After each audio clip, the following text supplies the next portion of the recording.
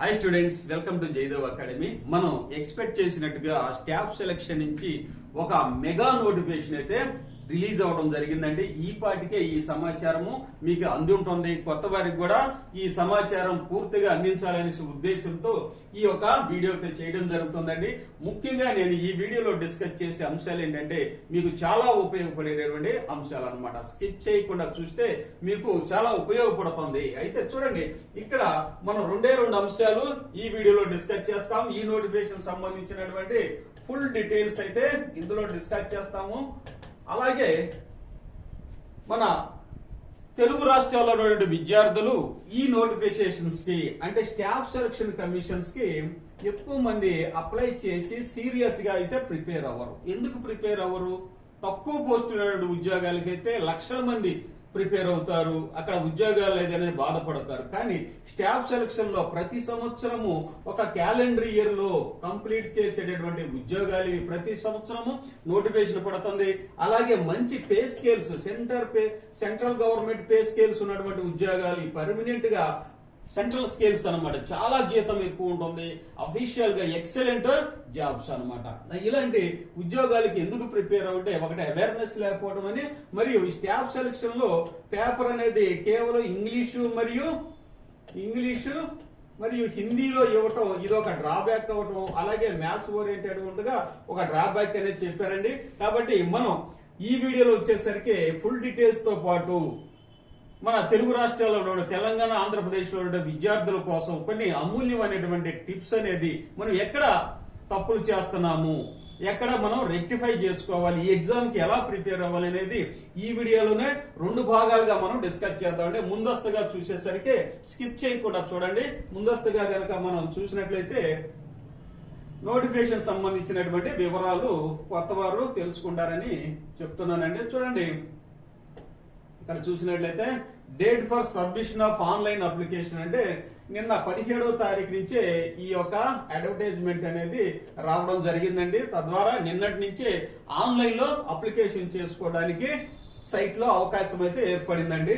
అట్లానే నిన్నటి నుంచి స్టార్టింగ్ డేట్, మరి ఎండింగ్ డేట్ ఎప్పుడు ఇచ్చారండి? Last date and time for receipt of online application వచ్చేసరికి 8/10 అంటే నెక్స్ట్ మంత్ లో అక్టోబర్ 8వ తారీఖుకి 23 గంటల కల్లా కంప్లీట్ అనేది జరుగుతుంది. ఈ టైం కనుక 23:01 వచ్చినా గానీ కంప్యూటర్స్ అనేవి యాక్సెప్ట్ చేసే అవకాశం ఉండదు. కాబట్టి తొందరపడి అంటే ఈ వీక్ లోనే అప్లై చేసుకుంటే చాలా మంచిది. ఇంకా టైం ఉంది, చాలా టైం ఉందనేసి అభ్యర్థులు అయితే అప్లై అనేది చేయరు. చివరిలో సిస్టమ్స్ హ్యాంగ్ ఓవర్ అవడం, తీసుకోకపోవడం, ఈ టైం అనేది డ్యూరేషన్ పెరిగిపోవడం వల్ల మనం 8:10కే చేస్తున్నాం అనుకోవచ్చు. ఇక టైం ప్రతి మినిట్ అనేది ఇక్కడ క్యాలిక్యులేట్ చేస్తూ ఉంటుంది.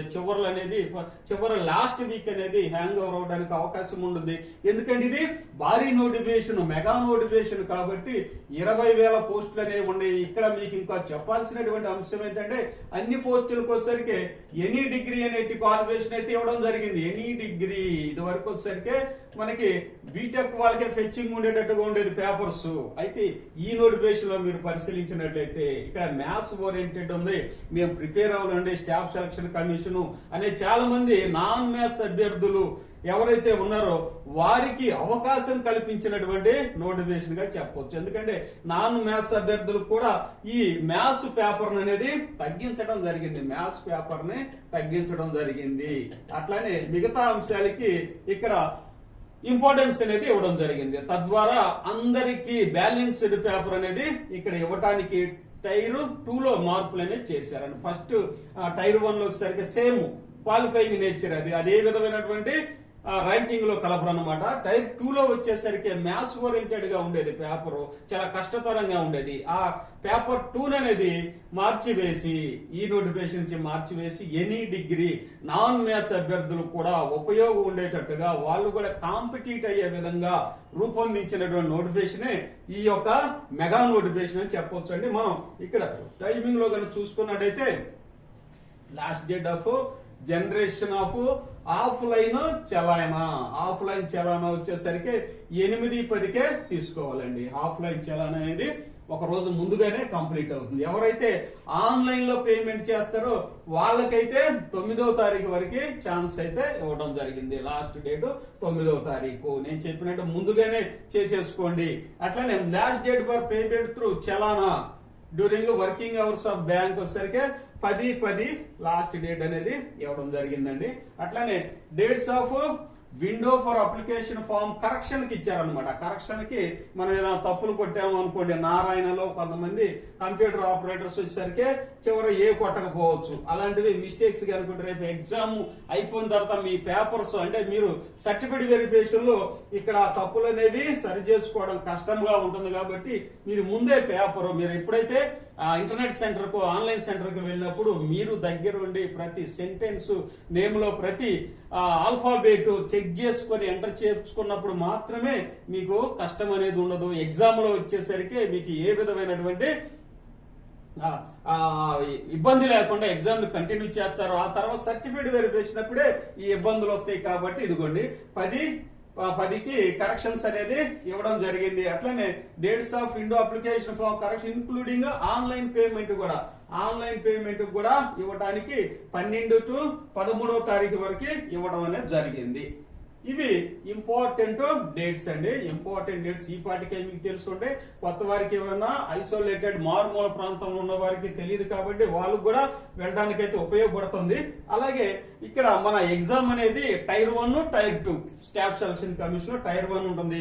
ఈ టైర్ 1 అనేది మీరు ప్రిపేర్ అయినట్టుగా తెలుగు రాష్ట్రాల్లో ఉన్న అభ్యర్థులు ప్రిపేర్ అయినట్టుగా ప్రిలిమినరీ ఎగ్జామ్ అని అనుకోవచ్చు అండి. ప్రిలిమినరీ ఎగ్జామ్ ఇది క్వాలిఫైయింగ్ నేచర్. ఇది సిబిటి అన్నారు, కంప్యూటర్ బేస్డ్ ఎగ్జామ్. ఈ కంప్యూటర్ బేస్డ్ ఎగ్జామ్ లో ఎప్పుడు పెడతారని డేట్ కూడా ఇక్కడ ప్రకటించడం అయితే జరిగింది. డిసెంబర్ 2022లో డిసెంబర్ 2022లో మల్టిపుల్ ఎగ్జామ్స్ ఉంటాయి కాబట్టి పర్ఫెక్ట్ ఒక డేట్ అనేది ఇవ్వటం లేదు. ఏ ఎగ్జామ్స్ అయినా ఇవి ఎక్కువ మంది లార్జ్ స్కేల్ లో అప్లై చేస్తారు కాబట్టి ఒక్కొక్కరికి కొన్ని రోజులు అదే ఎగ్జామ్స్ జరుపుతారు. కాబట్టి డిసెంబర్ లో ఎగ్జామ్స్ జరుగుతాయి. ఆ తర్వాత ఈ యొక్క టైర్ 1 రిజల్ట్ ప్రిలిమినరీగా ప్రకటించి ఇందులో క్వాలిఫై అయిన అభ్యర్థిని టైర్ 2 ఎగ్జామ్ కి కాల్ ఫర్ చేస్తారు. కాబట్టి ఇక్కడ ఇది తర్వాత అయితే ప్రకటించడానికి అవకాశం ఉంది. అంటే పూర్తిగా దీనికి సంబంధించినటువంటి అంశాలన్నీ కంప్లీట్ చేసుకుని రిలాక్స్డ్ గా సెకండ్ ఫేజ్ ఎగ్జామ్ ని టైర్ 2 ఎగ్జామ్ డేట్స్ అయితే ప్రకటిస్తారు. ఇది ఎస్ఎస్సికి సంబంధించినటువంటి డేట్స్ గా మనం చెప్పుకోవచ్చు. వెరీ వెరీ ఇంపార్టెంట్ డేట్స్ ముందే ఇచ్చారు. అయితే నెక్స్ట్ గా చూసుకున్నట్లయితే మనం ఇక్కడ ఈ ఏమేం పోస్టులు ఇందులో ఉన్నవి అనేది వెరీ వెరీ ఇంపార్టెంట్ అండి. ఈసారి అయితే చాలా మంచి పోస్టులు, చాలా పే స్కేల్స్ ఎక్కువ పే స్కేల్స్ ఉన్నటువంటి పోస్టులు అయితే నోటిఫై చేయడం జరిగిందండి. చూడండి ఇక్కడ పే లెవెల్ 8 ప్రకారం ఇక్కడ పే స్కేల్ ఎంత అండి? 47,600 నుంచి 1,51,100. అంటే వీటన్నిటిలో హెచ్ఆర్ఏ డిఏ ఇవన్నీ కలుపుకొని స్టార్టింగ్ లోనే ఒక 60 నుంచి 70,000 వరకు శాలరీ వచ్చేటటువంటి జాబ్స్ అండి ఇవన్నీ చూస్తే చూడండి ఇక్కడ అసిస్టెంట్ ఆడిట్ ఆఫీసర్ ఇది దేంట్లో ఏ డిపార్ట్మెంట్ లో? Indian audit accounts and department. వీటిలో group B gazetted non ministerial ఇవి గెజిటెడ్ పోస్టులు అనమాట. గ్రూప్ బి లో వచ్చేటటువంటి పోస్టులు. ఇక్కడ ఏజ్ లిమిట్ కూడా డిస్కస్ చేస్తే నాట్ ఎక్సీడింగ్ 30 years అనేది ఉన్నాయి. చూడండి ఇట్లనే ఈ పే లెవెల్ వస్తారు assistant accounts officer group B not exceeding 30 years. Age limit అనేది ఇక్కడ కొంతమంది అభ్యర్థులు చివరిలో ఉన్న వాళ్ళకి ఈ ఏజ్ అనేది ఇంపార్టెంట్ అండి. కొంతమంది 1 రోజు 2 రోజుల్లోనే మిస్ అయ్యే అవకాశం ఉంది కాబట్టి ఇక్కడ జాగ్రత్తగా ఏజ్ చూసుకోండి. అట్లానే నెక్స్ట్ పోస్టులు వచ్చేసరికి పే లెవెల్ 7 ఇది 44,900 నుంచి 1,42,400 వరకు ఈ పే స్కేల్ అయితే ఉంటుంది. బ్రహ్మాండమైన స్కేల్, ఎక్సలెంట్ స్కేల్స్ అండి ఇవి స్కేల్స్. వీటికి ఇంకా పైన అన్ని కలుపుకొని చాలా శాలరీస్ అయితే రావడానికి అవకాశం ఉంది. ఇక్కడ మనం మెయిన్ గా చూస్తున్నటువంటి ఏంటంటే వీటి యొక్క పోస్టులు మరియు ఇవన్నీ చదువుకుంటూ వెళ్తే మా గంట పైన వీడియో పడుతుంది కాబట్టి కొంచెం స్పీడ్ గా వీటిని కంప్లీట్ చేస్తాను. ఆల్రెడీ మీ దగ్గర నోటిఫికేషన్ ఉండి ఉంటుంది కాబట్టి తెలియని వాళ్ళకి తెలుస్తుందనే ఉద్దేశంతో ఇదైతే ఇవ్వడం జరుగుతుంది. సరే పే లెవెల్ గా చూసినట్లయితే ఇక్కడ చూడండి అసిస్టెంట్ సెక్షన్ ఆఫీసర్ ఇక్కడ సెంట్రల్ సెక్రటరీ సర్వీస్ ఇవి గ్రూప్ బి వచ్చేసరికి ఇవండి గ్రూప్ బి 20 నుంచి 30 సంవత్సరాలు నాట్ ఎక్సీడింగ్ 30 years ఇవన్నీ ఏజ్ క్రైటీరియా ఒకసారి చూసుకోండి. అలానే ఎన్ని ఏఎస్ఓ పోస్టులు చూడండి. అట్లనే ఇక్కడ మనం చూస్తున్నట్లే ఎప్పటి నుంచో చాలా మంది ఇంట్రెస్టింగ్ గా ప్రిపేర్ అయ్యేటువంటి జాబులు ఏంటంటే చూడండి, ఇన్స్పెక్టర్ ఆఫ్ ఇన్కమ్ ట్యాక్స్, అట్లా inspector of central excise, inspector preventive officer, inspector examiner, assistant enforcement officer, sub inspector, inspector పోస్టులు ఇవన్నీ ఇప్పుడు మనం చాలా మంది అభ్యర్థులు వచ్చేసరికి మన తెలుగు రాష్ట్రాల్లో ఎస్ఐ కానిస్టేబుల్స్ ప్రిపేర్ అవుతున్నారండి. వెరీ వెరీ సీరియస్ గా ప్రిపేర్ అవుతున్నారు.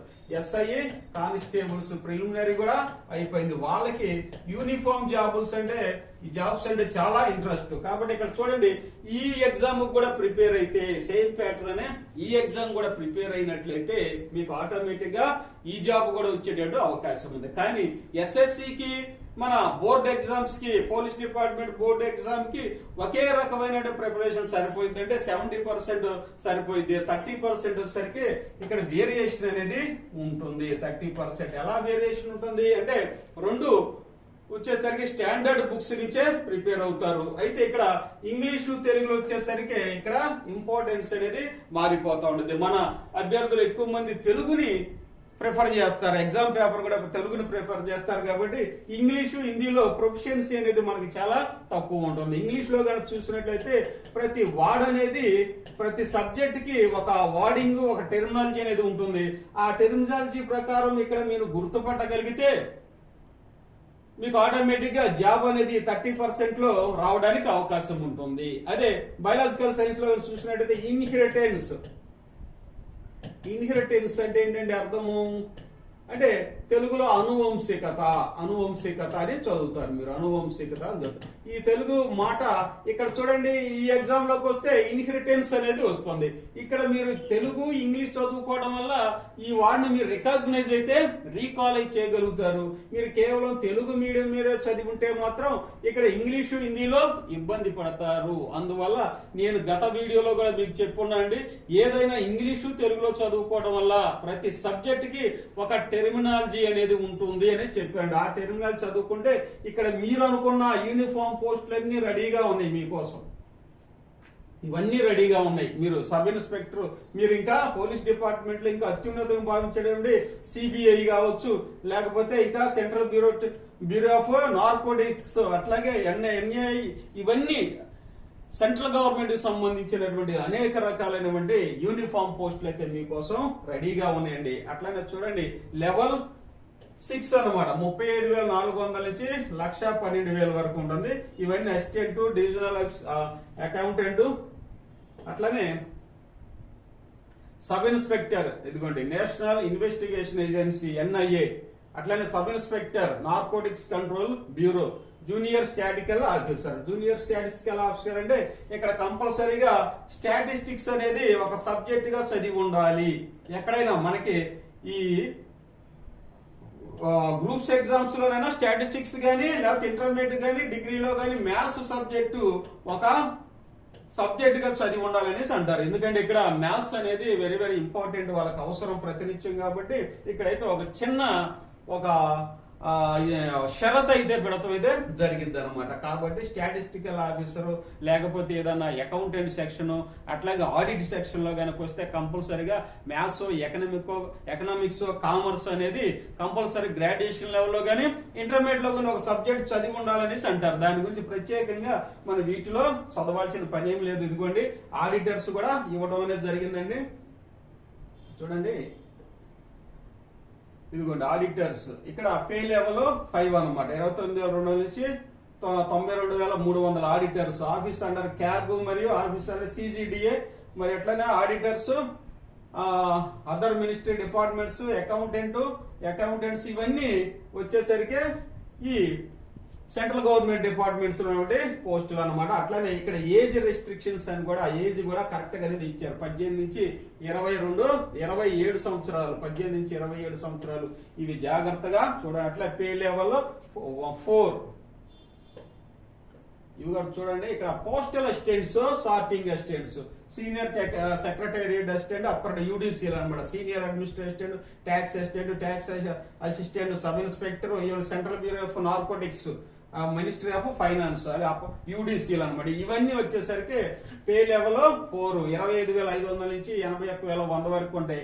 వీటిని కూడా చూసినట్లయితే చూడండి వీడి యొక్క ఏజ్ రెస్ట్రిక్షన్స్ అనేది ఇక్కడ ఇవ్వడం జరిగింది. ఇంతకుముందు పోస్టల్ అసిస్టెంట్స్, సార్టింగ్ అసిస్టెంట్స్ అనేవి పోస్టల్ డిపార్ట్మెంట్ నుంచి నోటిఫై చేసేవాళ్ళు, వాళ్ళే ఎగ్జామ్స్ పెట్టి ఫిల్అప్ చేసుకునే వాళ్ళు. అయితే ఈ ఒక కేటగిరీలో పోస్టులు ఒక పే స్కేల్స్ ఉన్నాయి కాబట్టి స్టాఫ్ సెలక్షన్ కింద వీటిని కూడా అబ్జర్వ్ చేసుకోవడం అనేది జరిగింది. కాబట్టి మనం పోస్టల్ డిపార్ట్మెంట్ నుంచి ఈ పోస్టులు అయితే స్టాఫ్ సెలక్షన్ కమిషన్ లోకి వెళ్ళడం జరిగింది.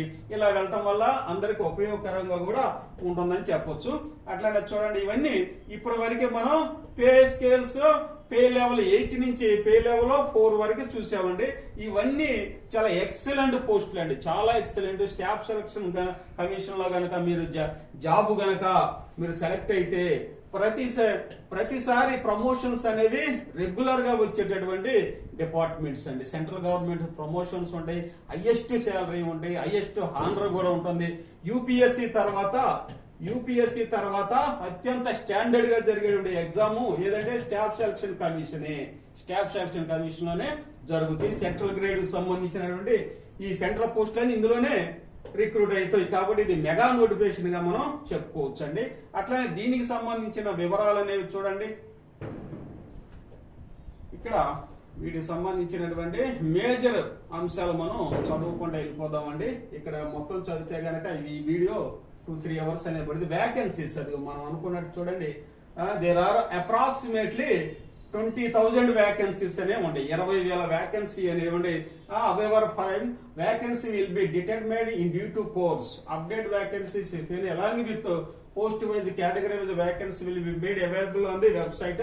అంటే ఇంకా పెరిగేటటువంటి అవకాశాలు కూడా ఉంటవి. మనం ఆప్టిమిజం లో ఉంటాం కాబట్టి పాజిటివ్ లో ఇంకా 20,000 కంటే పెరిగే అవకాశం కూడా ఉంటాయి అన్నమాట. అట్లనే ఇక్కడ చూడండి రిజర్వేషన్ ఫర్ షెడ్యూల్ క్యాస్ట్స్ అంటే ఇవన్నీ ఇవ్వడం జరిగిందండి.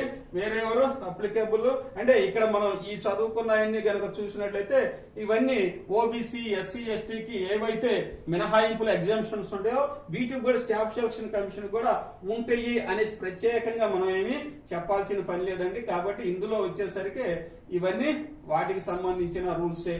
కాబట్టి ఇవన్నీ ప్రతి నోటిఫికేషన్ లో మనం చూస్తూ ఉంటాం. ఇందులో ఏమైనా ఇంపార్టెంట్ కనుక ఉంటే అవి చూద్దాం. చూడండి ఇక్కడ ఏజ్ లిమిట్ అనేది ఇచ్చారు. ప్రతి వాళ్ళు మనం చూసుకోవాల్సిన అంశం ఏంటంటే ఏజ్ లిమిట్ 18 నుంచి 27. ఎప్పటి నుంచి పుట్టాలి, ఎప్పుడు పుట్టాలి, ఎప్పుడులో పుట్టకూడదు అంటే జన్మం బర్త్ అనమాట. దానికి సంబంధించిన ప్యూర్ రెస్ట్రిక్షన్స్ అయితే డేట్ వైజ్ ఇక్కడ ఇవ్వడం జరిగింది. కాబట్టి మీ యొక్క ఎలిజిబిలిటీ వీటిని చూసి మీరు డిసైడ్ చేసుకోండి. అట్లనే చూడండి వీటికి సంబంధించి ఇక కేటగిరీ వైజ్ రిలాక్సేషన్స్ అయితే ఇవ్వడం జరిగిందండి. చూడండి ఇక్కడ ఆ ఎస్సీ ఎస్టీకి జనరల్ గా 5 years అయితే ప్రతి ఎగ్జామ్ లో రిలాక్సేషన్ ఇస్తారు, ప్రత్యేకించి చెప్పాల్సిన పని లేదు. అట్లనే 3 years. ఇంకా పీడబ్ల్యూడి వచ్చేసరికి అన్రిజర్వ్ లో 10 years, 13 years వచ్చేసరికి పీడబ్ల్యూ ఓబీసీకి అయితే ఇవ్వడం జరిగింది. ఇట్లా ఈ ఏజ్ రిలాక్షన్స్ అయితే ఉంటేవి చాలా మంది కూడా ఇవి ఉపయోగపడేటువంటి అవకాశాలు ఉన్నాయి. కాబట్టి ప్రతి ఎగ్జామ్ కి దీని గురించి మనం ప్రత్యేకంగా డిస్కస్ చేసుకోవాల్సిన అవసరం అయితే లేదు. కాబట్టి ఏజ్ రిలాక్షన్స్ కూడా ఒకసారి పరిశీలించండి. అట్లానే దీనికి సంబంధించి మనం ఏమి మోడిఫికేషన్స్ అయితే చేశారు ఇది ఇక్కడ ఇవన్నీ ఏజ్ రిలాక్షన్స్ ఏనండి. నోటిఫికేషన్ లో ఏ విధమైన సిలబస్ ఉంది, మనం ఎలా ప్రిపేర్ అవ్వాలి అనేది మనం ఒకసారి డిస్కస్ చేస్తే ఈ నోటిఫికేషన్ లో ఫుల్ ఫ్లెడ్జెడ్ గా మనం డిస్కస్ చేసినట్టుగా ఉంటుంది. దాంతో పాటు చూడండి కొన్ని ముఖ్యాంశాలు ఉన్నాయి, అవి కూడా డిస్కస్ చేసుకుంటూ వెళ్ళిపోదామండి.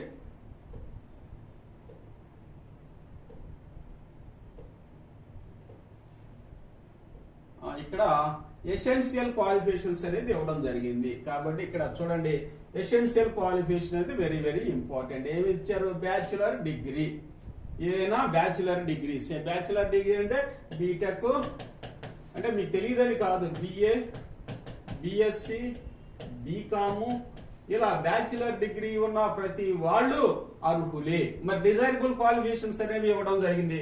డిజైరబుల్ క్వాలిఫికేషన్ వీటితో పాటు ఈ క్వాలిఫికేషన్స్ ఉంటే సబ్జెక్ట్ కి కొంచెం ఉపయోగపడతారు, ఇలాంటి వాళ్ళు ఉంటే ఇంకా మంచిదనే ఉద్దేశం. కానీ ఇలా కేవలం డిగ్రీ ఉంది మీరు అనర్హత అనడానికి కుదరదు. డిజైరబుల్ క్వాలిఫికేషన్స్ ఉంటే ఇంకా మంచిది, వాళ్ళు కూడా అప్లై చేసుకోమని. కాబట్టి ఇక్కడ ఏ క్వాలిఫికేషన్ అంటే ఎనీ డిగ్రీ, ఏ డిగ్రీ అయినా ఉన్న వాళ్ళు అప్లై చేసుకోండి. మీకే గనక కామర్స్ లేకపోతే ఎంబీఏ లేకపోతే ఎకనామిక్స్ మ్యాథ్స్ గనక ఉంటే వీళ్ళకి ఇంకా మంచిదనేసి అంటారు. దాంట్లో కూడా ఫైనాన్స్ కి సంబంధించినటువంటి అంశాలు కాబట్టి ఇంకా మీకు ఉపయోగపడుతుంది అనేసి చెప్పడం జరిగింది. అట్లనే subordinate audit account service examination కూడా ప్రతి వాళ్ళు గవర్నమెంట్ డిపార్ట్మెంట్ లో గనక ఒకసారి ఎంటర్ అయితే ఒక 2 years లో కంపల్సరీ ప్రొబేషన్ డిక్లేర్ అవుతుంది. ఆ తర్వాత ఆ ప్రొబేషన్ లోపు ఆ 2 years లోపు డిపార్ట్మెంటల్ టెస్టులు అనేది కంపల్సరీగా పాస్ అవ్వాలి. అట్లనే టీఎస్పీఎస్సీ ఏపీపీఎస్సీ ప్రతి సంవత్సరం డిపార్ట్మెంట్ టెస్టులు అనేది 2 సార్లుగా ప్రకటిస్తుంది. అందులో ఉద్యోగార్థులు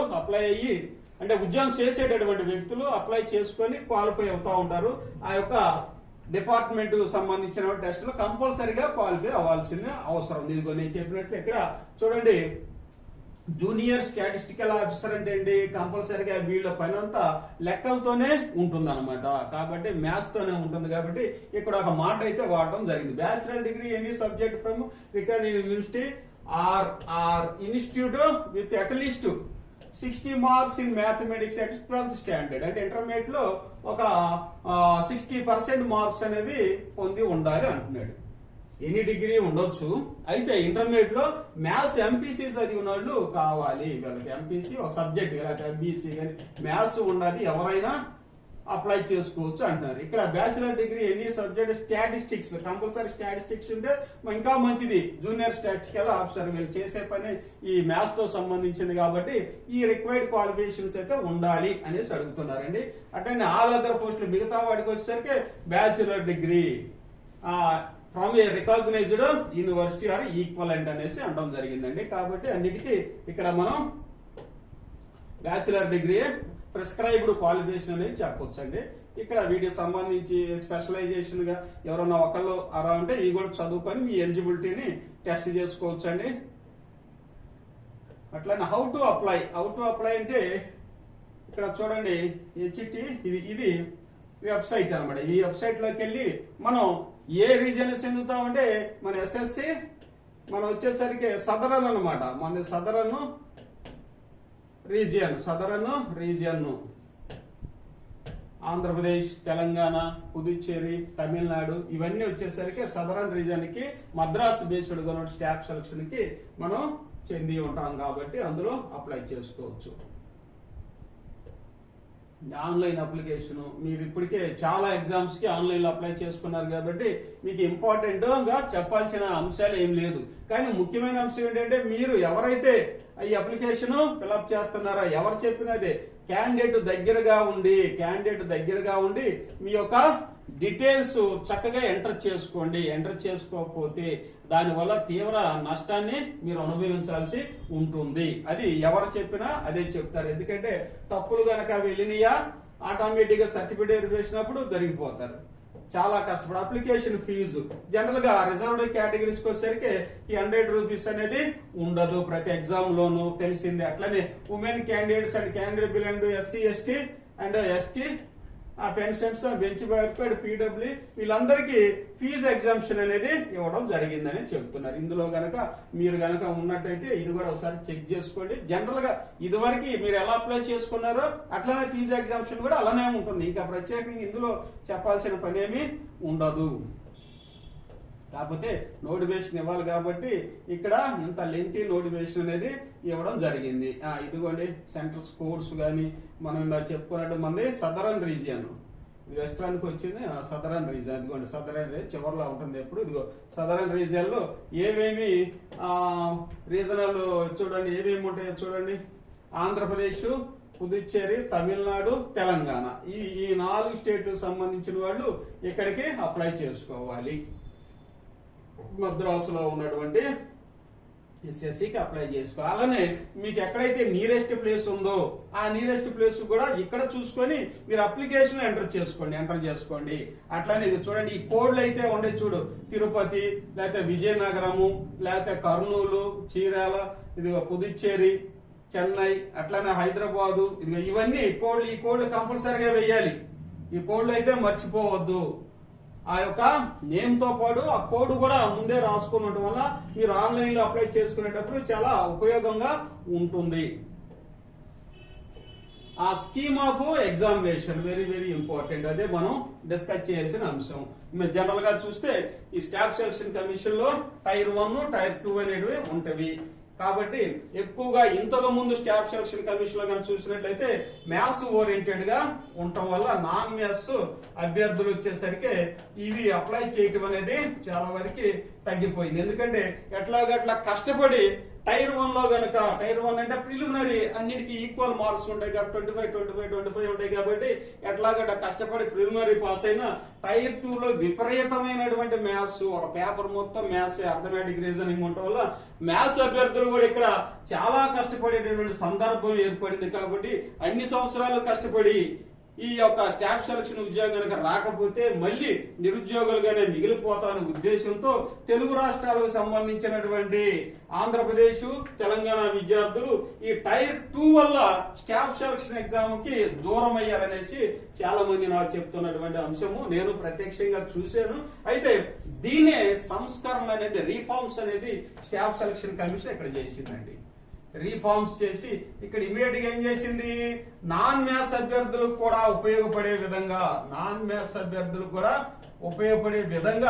ఈ యొక్క మ్యాథ్స్ యొక్క ఇంపార్టెన్స్, దాని ప్రయారిటీ అనేది తగ్గించడం జరిగింది. అది ఎలా తగ్గించింది అనేది ఈ నోటిఫికేషన్ లో మనం ఇంకా చూస్తాం. కాబట్టి ఇప్పుడు ఈ నోటిఫికేషన్ అనేది అందరి కోసం ఉద్దేశించింది, not only for maths students. Maths అనేది దాని ఇంపార్టెన్స్, దాని యొక్క ప్రయారిటీ కూడా తగ్గించింది. ఆ ప్రపోర్షనేట్ కూడా తగ్గించడం ద్వారా మిగతా అంశాలకి ఎక్కువ ప్రాధాన్యత ఇవ్వడం వల్ల ఎనీ డిగ్రీలో non maths BA, BSc, BCom వీళ్ళు ఎవరైనా కానీ అప్లై చేసుకోవడానికి ఇక్కడ మార్గం అనేది సుగమం అయింది. కాబట్టి టైర్ 1, టైర్ 2 అనేది చూద్దాం. చూడండి, టైర్ 1 వీటిలో ఏమేమి ఉంటవి అన్ని కంప్యూటర్ బేస్డ్ ఎగ్జామ్ అనుకున్నాం. ఈ కంప్యూటర్ బేస్డ్ ఎగ్జామ్ లో కూడా టైర్ 1 కి సంబంధించినటువంటి స్కీమ్ ఆఫ్ ఎగ్జామినేషన్ చూడండి. ఇక్కడ జనరల్ ఇంటెలిజెన్స్ అండ్ రీజనింగ్ ఇవి 25 క్వశ్చన్స్ అనేది ఇవ్వడం జరుగుతుంది. దీనికి ఒక్కొక్క ప్రశ్నకి 2 మార్కులు చొప్పున మాక్సిమం మార్క్స్ 50 మార్క్స్ గా చేయటం జరిగింది. అట్లనే జనరల్ అవేర్నెస్ ఇక్కడ 25 క్వశ్చన్స్ ఇంటూ 2, అట్లనే క్వాంటిటేటివ్ అప్టిట్యూడ్ ఇంటూ 2, అట్లనే ఇంగ్లీష్ కాంప్రహెన్షన్ 25 ఇంటూ 2. ఇవి 50 మార్క్స్ గా ఒక ప్రశ్నకి 2 మార్కులుగా ఇవ్వడం జరిగింది. టోటల్ గా వచ్చేసరికి ఇవి 200 మార్కులుగా చేయటం అనేది జరిగింది. అయితే ఇక్కడ చూడండి 1 అవర్, ఇక్కడ 1 అవర్ అనేది ఎగ్జామ్ టైమ్. అయితే కొంత ఎక్సెప్షన్ అనేది ఇవ్వడం 1 hour 20 minutes for the candidates eligible for scribe. ఎవరైతే ఆ రాయలేకపోతారో ఎగ్జామ్ వారి కోసం స్క్రైబ్ ను పెట్టుకోవచ్చు. అంటే అసిస్టెంట్స్ వాళ్ళు రాయడానికి అవకాశం ఉండదు. వాళ్ళకి ఒక 20 మినిట్స్ అనేది ఎక్స్ట్రా టైం అనేది ఇచ్చారు. చూడండి, స్టాఫ్ సెలక్షన్ కమిషన్ లో ఉన్నటువంటి ఈ ఇంటెలిజెన్స్ అండ్ రీజనింగ్ అనేది ప్రతి అభ్యర్థి చేయగలడండి, చాలా ఈజీగా చేయగలడు.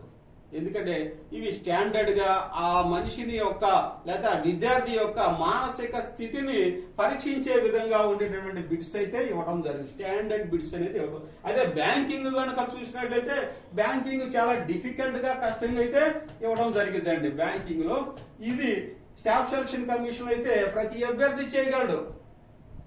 కొంచెం కాంపిటేటివ్ పోటీ పరీక్షల ఎడల స్పృహ ఉన్నటువంటి అభ్యర్థి ఎవరైనా ఈ జనరల్ ఇంటెలిజెన్స్ అనేది చేయగలరు. అట్లనే general awareness, what is difference between the SSC general awareness and remaining exams అంటే గ్రూప్ ఎగ్జామ్స్ అన్నమాట, గ్రూప్ ఎగ్జామ్స్. అయితే జనరల్ అవేర్నెస్ వచ్చేసరికి ఇక్కడ స్టాఫ్ సెలక్షన్ కమిషన్ లో స్టాండర్డ్ బిట్స్ అనేవి ఉంటవి. Like UPPSC standard bits. ఈ మోస్ట్లీ ఎక్కడి నుంచి తీసుకుంటారు ఈ బిట్స్ అనేవి? టెక్స్ట్ బుక్ నుంచి మరియు ఎన్సీఆర్టీ బుక్కుల్ని బేస్ చేసుకొని ఇచ్చే బిట్స్ అన్నమాట. ఇవి ఈ టెక్స్ట్ బుక్స్ చదివినప్పుడు మాత్రమే స్టాండర్డ్ బిట్స్, ఏ విధమైన డీవియేషన్ లేనటువంటి బిట్స్ అనేవి మంచిగా అభ్యర్థి యొక్క జ్ఞానాన్ని పరీక్షించే విధంగా ఉండే బిట్స్ అయితే ఇస్తారు. మిగతా గ్రూప్స్ వచ్చేసరికి ఎటు నుంచి ఏ బిట్స్ వస్తాయో అస్తవ్యస్తంగా ఇచ్చేటువంటి అవకాశం ఉంది. ఎక్కడైతే డీవియేషన్ అనేది ఉండదు. మీరు గతంలో ప్రీవియస్ పేపర్ చూసినా ఇవి బిట్స్ అనేవి చాలా చక్కగా ఇవ్వడం అనేది జరిగింది. అట్లనే క్వాంటిటేటివ్ ఆప్టిట్యూడ్ ఇది వరకు వచ్చేసరికి ఇది మెయిన్స్ లో కష్టం ఉండేది. ఈ టైర్ 1 వచ్చేసరికి టైర్ 2 లో క్వాంటిటేటివ్ ఆప్టిట్యూడ్ కష్టమే, పేపర్ ఉంటుంది ఇది వరకు అయితే. ఇప్పుడైతే అలా లేదు. ఇప్పుడు ఈ క్వాంటిటేటివ్ ఆప్టిట్యూడ్ ప్రిలిమినరీలో ఎవరైనా పాస్ అవ్వచ్చు. అలా రూపొందించినటువంటి పేపరే క్వాంటిటేటివ్ ఆప్టిట్యూడ్. అలాగే ఇంగ్లీష్ కాంప్రహెన్షన్, ఎవరైతే ప్రతినిత్యము వార్తాపత్రికలు చదువుతారో, అంటే తెలుగు అభ్యర్థులు కాబట్టి 2 రాష్ట్రాల్లో ఉన్న అభ్యర్థులు వార్తాపత్రికలు చదువుతారు. దాంతో పాటు ఒక ఇంగ్లీష్ పేపర్ కూడా లేదా డిసి చదవచ్చు, ఎక్కువ వార్డ్ పవర్ కాబట్టి హిందూ చదవచ్చు. వీటిలో ఒకళ్ళు చదువుతా ఉంటే ఆటోమేటిక్ గా వార్డింగ్ అనేది, ఈ వొకాబులరీ అనేది మీకు ఆటోమేటిక్ గా రావడం జరిగింది. దాని ఒక్క ద్వారా పాస్ అవుతారని చెప్పలేదు. మిగతా అంశాలు కూడా మీరు చదివి ఇంగ్లీష్ ని జాగ్రత్తగా గనక టెర్మినాలజీ నేర్చుకుంటే ఈ యొక్క టైర్ 1 ఎగ్జామ్ పాస్ అవడం అనేది చాలా ఈజీ అండి, చాలా ఈజీ. అంతేకాకుండా ప్రత్యేకంగా కోచింగ్ సెంటర్ లో జాయిన్ అయితే దీని వరకు అయితే ప్రతి అభ్యర్థి క్వాలిఫై అయ్యే విధంగా తర్ఫీదు అయితే ఇవ్వడం జరుగుతుంది. అయితే బేసికల్ గా మన జయదేవ్ అకాడమీలో కానీ చూసినట్లయితే స్టాఫ్ సెలక్షన్ కమిషన్ మీద ప్రత్యేకమైన ఫోకస్ అయితే ఉందండి. ఎవరైనా జాయిన్ అయితే మంచిగా దీనికైతే కోచింగ్ బ్రహ్మాండంగా పోస్ట్ వచ్చే విధంగా దీనికైతే మేము కోచింగ్ ఇవ్వడానికి సిద్ధంగా ఉన్నామండి. అట్లానే చూడండి, ఇది టైర్ 1 సంబంధించిన సిలబస్ చాలా ఈజీ అండి, చాలా ఈజీగా ఉంటుంది. ఇక టైర్ 2 వచ్చేసరికి ఇక్కడే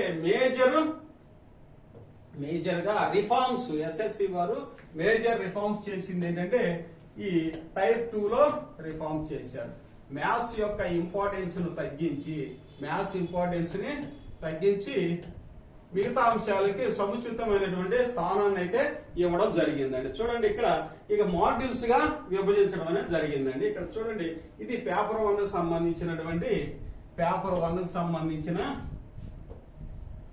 టైర్ 2 లో పేపర్ 1 సంబంధించినటువంటి సిలబస్ అండి. ఇది చూడండి, ఇక్కడ మాడ్యూల్స్ గా విభజించడం జరిగింది. ఇది సెషన్ 1. ఇది ఈ సెషన్ 1 లో 2 hours and 15 minutes అయితే ఇవ్వడం జరిగిందండి. దీంట్లో ఏమేమి అంశాలు ఇచ్చారనేది ఇక్కడ వెరీ వెరీ ఇంపార్టెంట్ అండి. చూడండి, సెక్షన్ 1 లో కనుక చూస్తే మాడ్యూల్ 1 లో మ్యాథమెటికల్ ఎబిలిటీస్ ఎన్ని ఇచ్చారండి?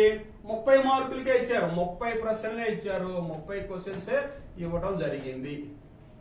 కాబట్టి మేజర్ గా ఉన్న భారం అనేది తగ్గిపోయింది అభ్యర్థులకి. ఇక్కడ అమ్మో మ్యాథ్స్ చేయలేమేమో, కష్టంగా ఉంటుంది, స్టాఫ్ సెలక్షన్ కమిషన్ కి అనవసరంగా మనం ప్రిపేర్ అవుతుంది అనేది ఇదివరకు ఉన్నటువంటి అపవాదు. కేవలం మ్యాథ్స్ ఓరియంటెడ్ పీపులే అక్కడ ప్రిపేర్ అవ్వాలి అనేది ఇదివరకు ఉన్నది. కానీ ఇప్పుడైతే చూడండి, మ్యాథమెటికల్ ఎబిలిటీ టైర్ 2 లో ఇచ్చినటువంటి మార్క్స్ ఎన్ని 30 మార్క్స్.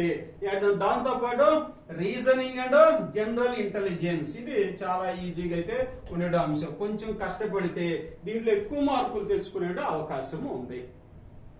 తర్వాత మ్యాథమెటికల్ ఎబిలిటీ కూడా ప్రాక్టీస్ చేస్తే మీరు ఆటోమేటిక్ గా ఇక్కడ కూడా మార్కులు అని తెచ్చుకోవచ్చు. ఇట్లా దీనికి ఎన్ని మార్కులు ఇచ్చారండి? ఒక్కొక్క ప్రశ్నకి అనేది 60 into 3 మార్కులు, 3 మార్కులు అనేది ఇవ్వడం జరిగింది. టోటల్ గా వచ్చేసరికి ఇది 180 మార్కులకి సెక్షన్ 1 లో మాడ్యూల్ 1 అనేది ఇచ్చాడు. సెక్షన్ 1 లో మాడ్యూల్ 1 and 2 కి కలిపి 60 మార్కులు ఇచ్చారు. 60 into 3 180 మార్కులు. దీనికి వచ్చేసరికి చూడండి, ఇక్కడ 1 hour అనేది ఇవ్వడం జరిగింది.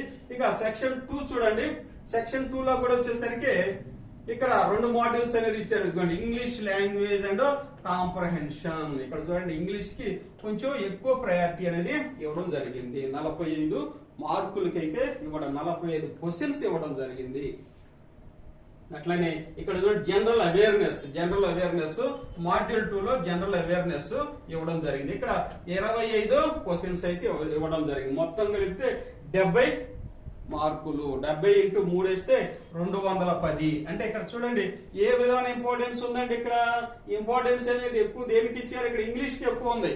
కాబట్టి ప్రతి అభ్యర్థి ఇంగ్లీష్ కనుక నేర్చుకుంటే, అంటే ఇంగ్లీష్ నేర్చుకుంటే ప్రత్యేక ఇప్పటికెప్పుడు నేర్చుకునే పని కదండి, మీరు ప్రాక్టీస్ చేయొచ్చు. ఇంగ్లీష్ పేపర్స్ చదవడం వల్ల, ఇంగ్లీష్ బుక్స్ చదవడం వల్ల మంచి వొకాబులరీ అయితే రావడానికి అవకాశం ఉంది. కాబట్టి మ్యాథ్స్ అనేది ఇక్కడ తగ్గిపోయింది, దాని ప్రయారిటీ అనేది తగ్గిపోయింది. ఇక దీంట్లోనే సెక్షన్ 3 అనేది ఇవ్వడం జరిగింది. సెక్షన్ 3 లో చూస్తే కంప్యూటర్ నాలెడ్జ్ మాడ్యూల్ అనేది ఇవ్వడం జరిగిందండి. చూడండి, కంప్యూటర్ సెక్షన్ 3 లో కంప్యూటర్ నాలెడ్జ్ మాడ్యూల్ అనేది ఇది 20 ప్రశ్నలు, 20x3 60 మార్కులు ఇక్కడ ఇవ్వడం జరిగింది. కాబట్టి ఈ 20 మార్కులు అనేది చాలా అందరికి ఎక్కువ మందికి వచ్చే అవకాశం ఉంటుంది. ఎందుకంటే చాలా సింపుల్. ఇప్పుడు కంప్యూటర్ రాని వ్యక్తి అంటే ఎవరూ లేరు. 100కి 99 మంది కంప్యూటర్ నేర్చుకుంటున్నారు. కాకపోతే ఈ ఇక్కడ డేటా ఎంట్రీ అనేది ఈ పోస్టులకి అయితే అవసరం ఉండదండి. ఇక్కడ ఏంది, కేవలం కంప్యూటర్ ని ఎలా ఆపరేట్ చేస్తారు, ఈమెయిల్స్ ఎలా చేస్తారు, డాక్యుమెంట్ ఎలా డౌన్లోడ్ చేస్తారు, లేకపోతే డాక్యుమెంట్ ఎలా సేవ్ చేస్తారు, ఎలా టైప్ చేస్తారు, ఇలా కావాల్సినటువంటి అంశాలు ఇక్కడ ఒక 20 మార్కులకి అయితే ఇవ్వడం జరుగుతుంది. 20 క్వశ్చన్లు ఇవ్వడం జరుగుతుంది. అట్లనే 60 మార్కులకి ఇవ్వడం జరుగుతుంది. అట్లనే ఇక్కడ చూడండి, సెషన్ 2 అనేది ఇవ్వడం జరిగింది. ఇక్కడ 15 నిమిషాలే దీనికి. ఇక్కడ సెక్షన్ 3 ఇది. ఈ సెక్షన్ 3 లో వచ్చేసరికి చూడండి, ఇక్కడ మాడ్యూల్ 2 లో data entry speed test 1 data entry. అంటే ఇదివరకు స్టాఫ్ సెలక్షన్ కమిషన్ లో క్లర్కిల్కి వచ్చేసరికి టైప్ టెస్ట్ లో 10 నిమిషాలే ఇచ్చేవాళ్ళు. 300 వర్డ్స్ అనేవి టైప్ చేయమనేవాళ్ళు. ఒక మ్యాటర్ ఇచ్చేసి టైప్ చేయమన్నాడు. ఆ తర్వాత కంప్యూటర్ కీబోర్డ్ వచ్చిన తర్వాత కీ డెకరేషన్స్ అనేది ఇవ్వడం జరుగుతుంది. పర్ అవర్ ఎంత అనేది. అట్లనే ఇక్కడ 2000 దాకా ఇచ్చినట్లు ఉన్నారు.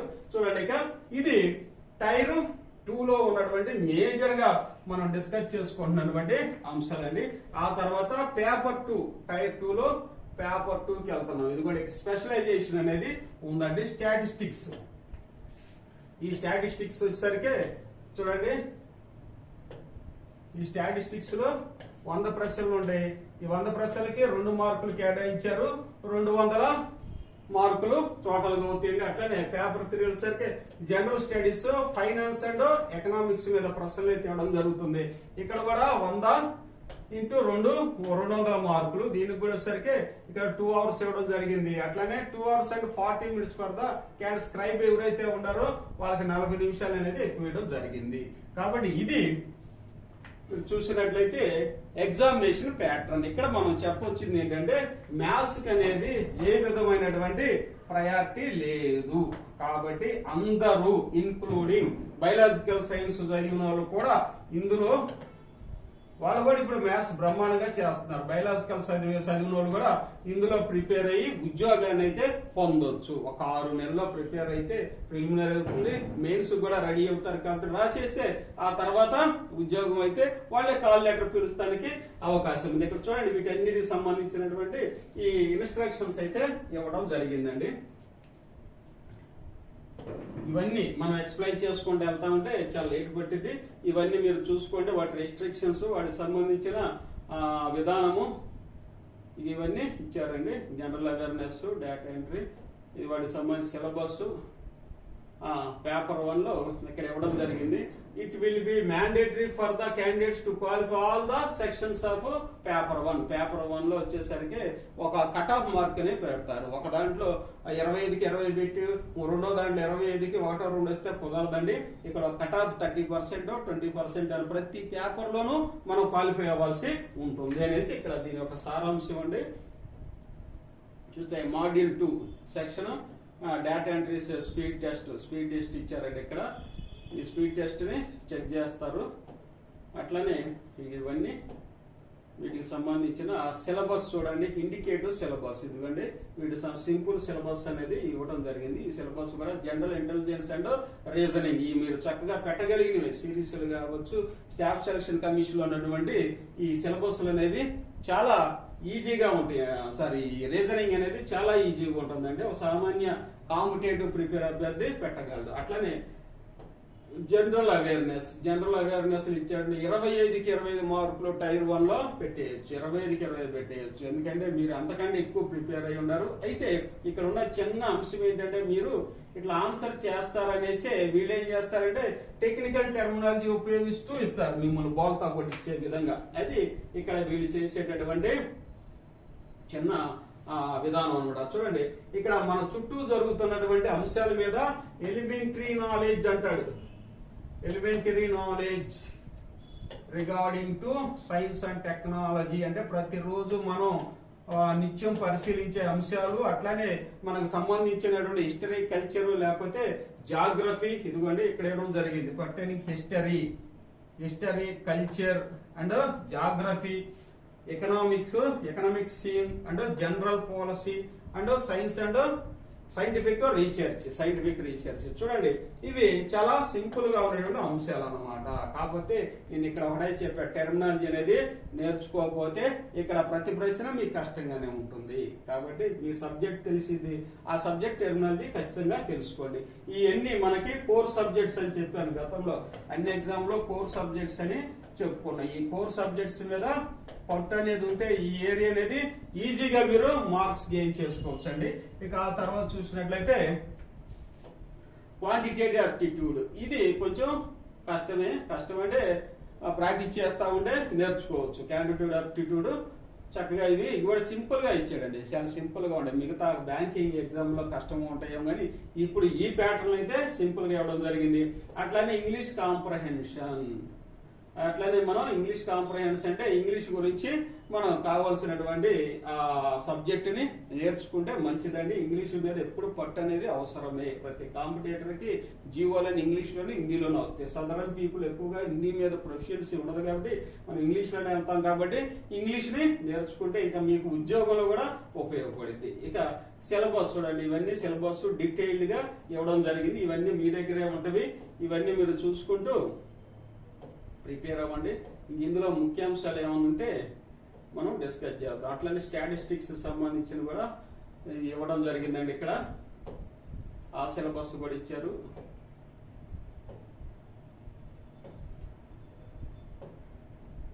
ఇవి ఇంకా ముఖ్యాంశాలు చాలా. మనం ఆ ఎగ్జామ్కి వెళ్ళేటప్పుడు కంపల్సరిగా ఏదో కార్డు తీసుకొని రమ్మంటారు. ఇది మీరు ఎంతమంది రాశారు కాబట్టి తెలుసు. Aadhaar card, voter card, driving లో passport, ID card issued university college, ఏదో ఒకటి ఐడి కార్డ్స్ అయితే తీసుకెళ్తే మీకు ఆ పర్సనల్ ఐడెంటిఫికేషన్ కి ఈజీగా ఉంటుంది అనేసి ఇక్కడ ప్రధాన ఉద్దేశం అండి. చూడండి ఇవన్నీ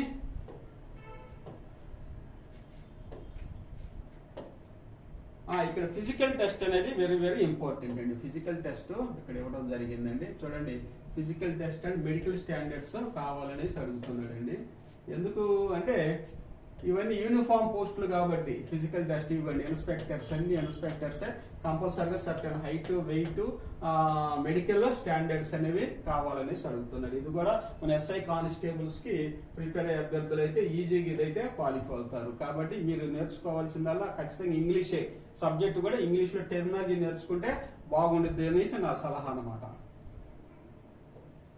ఇవన్నీ క్యాండిడేట్ సబ్మిట్ కాపీస్, డాక్యుమెంట్స్ ఇవన్నీ సరిగ్గా 10th కంపల్సరీగా అడుగుతారు. క్యాస్ట్, డిగ్రీలు ఇవన్నీ మీ దగ్గర ఎప్పుడు సిద్ధంగా ఉంచుకోండి, ఎప్పుడైనా అడగవచ్చు. మోడ్ ఆఫ్ సెలక్షన్ అనేది చూడండి ఇక్కడ ప్రతి ఎగ్జామ్ లోను ప్రతి దాంట్లోనూ అన్రిజర్వ్డ్ 30% అబౌవ్ క్వాలిఫై అవ్వాలంటున్నారు.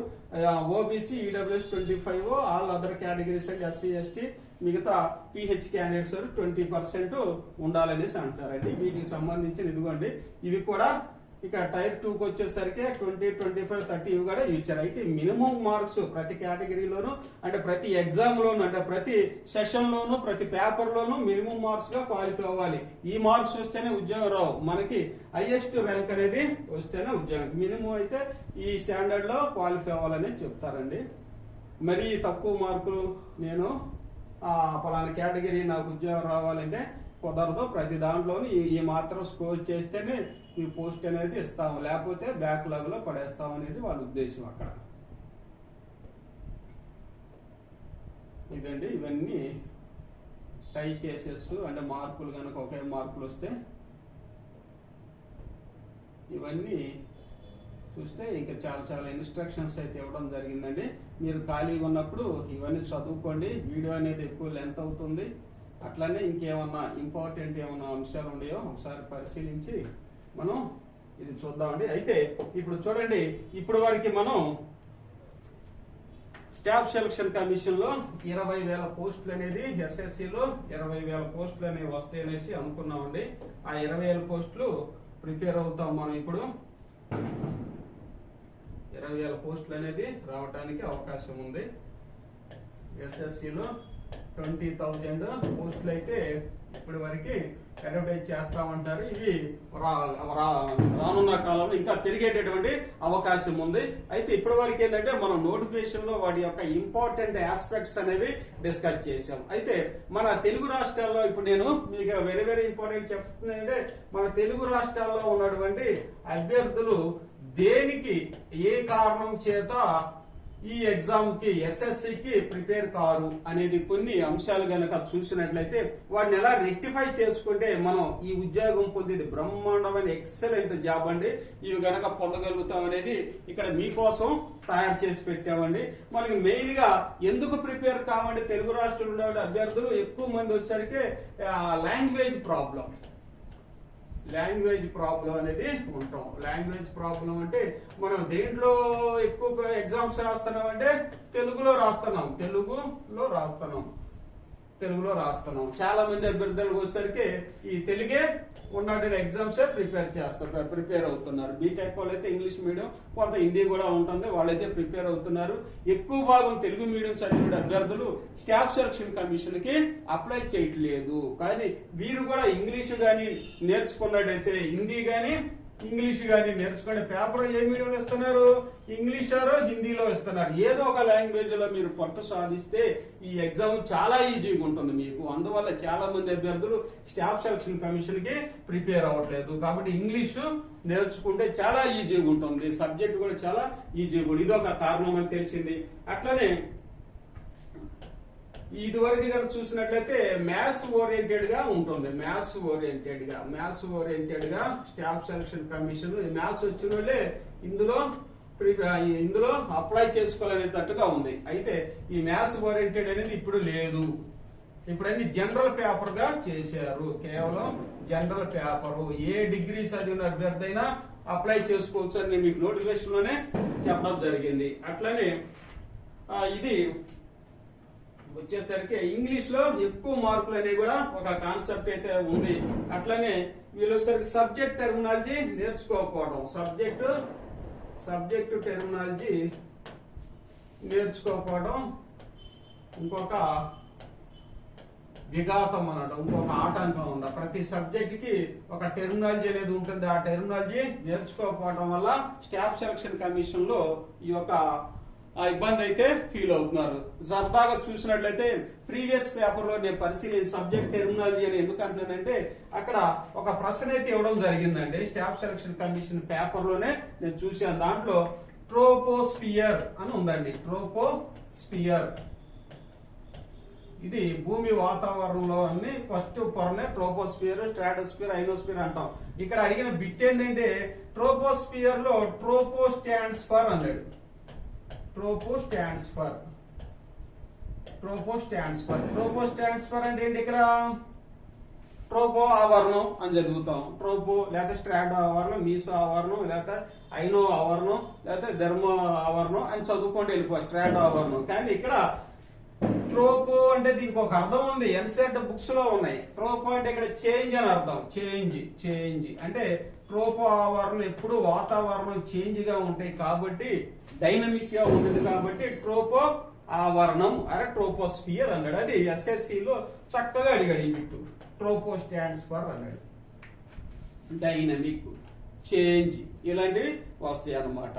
కాబట్టి ఇది సబ్జెక్ట్ టెర్మినాలజీ ఇక్కడ నేర్చుకుంటే చూడండి మార్క్ చక్కగా వచ్చేసింది. ఇక్కడ ఎక్కువ కష్టపడాల్సిన పని లేదు. కాబట్టి ఇక్కడ సబ్జెక్ట్ మూలాలు స్టాండర్డ్ అనేది అడుగుతాడు. ఎట్లనే ఇది computer based exam, CBT exam. CBT అంటే కంప్యూటర్ బేస్డ్ ఎగ్జామ్. జనరల్ గా మనం ఆఫ్లైన్ ఎగ్జామ్స్ కి అలవాటు పడి ఉన్నాం. ఆఫ్లైన్ ఎగ్జామ్ అంటే ఒక బుక్లెట్ ఇస్తారు, ఆ బుక్లెట్ లో మనం తీసుకొని ఓఎంఆర్ షీట్ లో రౌండ్లు చేయడం అలవాటు పడ్డాం.